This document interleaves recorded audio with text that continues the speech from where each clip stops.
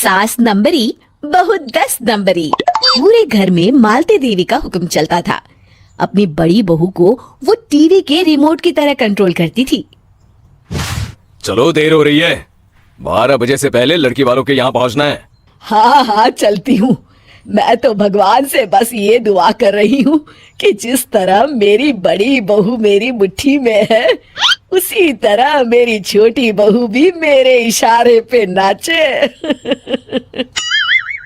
अरे भगवान, भला इस घर में किसकी हिम्मत है जो तुम्हारे खिलाफ जाने की हिमाकत करे। इस तरह मालती देवी अपने छोटे बेटे की भी शादी कर देती हैं। मालती की छोटी बहू फैशन डिजाइनर का कोर्स करके आई थी। उसका सपना था कि शादी के बाद वो अपना खुद का बुटीक खोले। एक दिन, क्या बात है छोटी, तू तो एक से बढ़कर एक डिजाइन बना लेती है। इसमें कौन सी बड़ी बात है दीदी, आप चाहे तो मैं आपको भी सिखा सकती हूँ। हाँ, फिर हम दोनों मिलकर एक बुटीक खोल लेंगे। लेकिन दीदी, उसके लिए तो बहुत पैसे लगेंगे। हाँ तो क्या हुआ, पैसे माँ जी से ले लेंगे। हाँ हाँ, मेरे पास तो पैसों का पेड़ है ना, तोड़ के तुम दोनों को दे दूंगी। मेरी एक बात अच्छी तरह समझ लो, मैं तुम दोनों को एक ढेला भी नहीं देने वाली, बड़ी आई बुटीक खोलने वाली।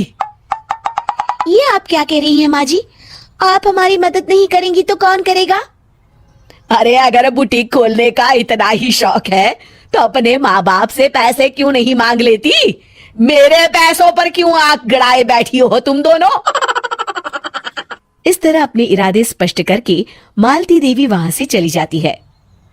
अरे ये क्या दीदी, माँ जी तो साफ मुकर गई, अब हम क्या करेंगे?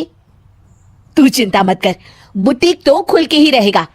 कहते हैं कि घी जब सीधी उंगली से नहीं निकलता तो उसे उंगली टेढ़ी करके निकालना चाहिए। माँ जी अपने आप को समझती क्या है? पूरी सोसाइटी जानती है कि माँ जी ने अपनी सास को घर से निकालकर उनकी दौलत पर कब्जा कर लिया है। हाँ दीदी, अब तो जैसे को तैसा करना पड़ेगा। फिर दोनों बहुएं मिलकर एक साजिश रचती हैं। एक दिन, अरे नालायक, जरा ठीक तरह से पैर दबा, बिल्कुल मजा नहीं आ रहा। खाने पीने में तो कोई कसर नहीं छोड़ती। तभी वहां बड़ी बहू हाथ में एक फॉर्म लेकर आती है। माँ जी, आपके लिए एक खुशखबरी है। सरकार सभी बुजुर्गों को हर महीने 10,000 रुपये पेंशन देने वाली है।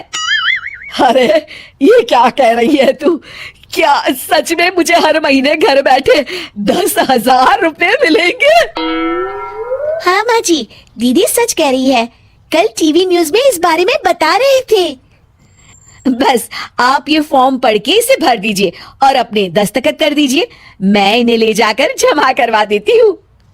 अरे नालायक, बड़ी कामचोर है तू। इस बुढ़ापे में कहा तुम मुझसे फार्म भरवा रही है, खुद ही भर ले। मैं दस्तखत कर देती हूँ। ठीक है माँ जी।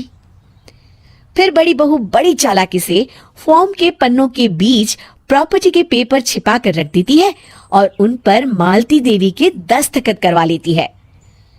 कुछ दिनों के बाद मालती देवी अपने पति के साथ 2 दिनों के लिए अपने एक रिश्तेदार के यहाँ जाती है। दूसरी तरफ दोनों बहुएं पूरे घर पर अपना कब्जा कर लेती हैं। मालती देवी जब अपने रिश्तेदार के यहाँ से लौटती हैं, तब अपने कमरे में ताला लगा देख आग बबूला हो जाती है। अरे नालायको, मेरे कमरे में इतना बड़ा ताला किसने लगाया है?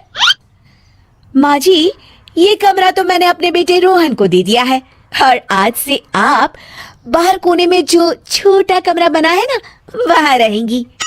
अच्छा, मैं उस सड़ेले कमरे में रहूंगी है? तेरी ये कहने की हिम्मत भी कैसे हुई? और मेरी इजाजत के बिना मेरा कमरा देने वाली तू होती कौन है? लगता है तू भूल गई, इस घर की मालकिन मैं हूँ। तभी वहाँ छोटी बहू आती है। अरे माँ जी, आप इस घर की मालकिन नहीं है।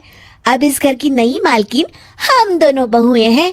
ये देखिए, इन प्रॉपर्टी के पेपर पर आप ही के दस्तखत है। अरे भाग्यवान, ये तुमने क्या कर दिया? दस्तखत करने से पहले एक बार ठीक से पढ़ तो लेती।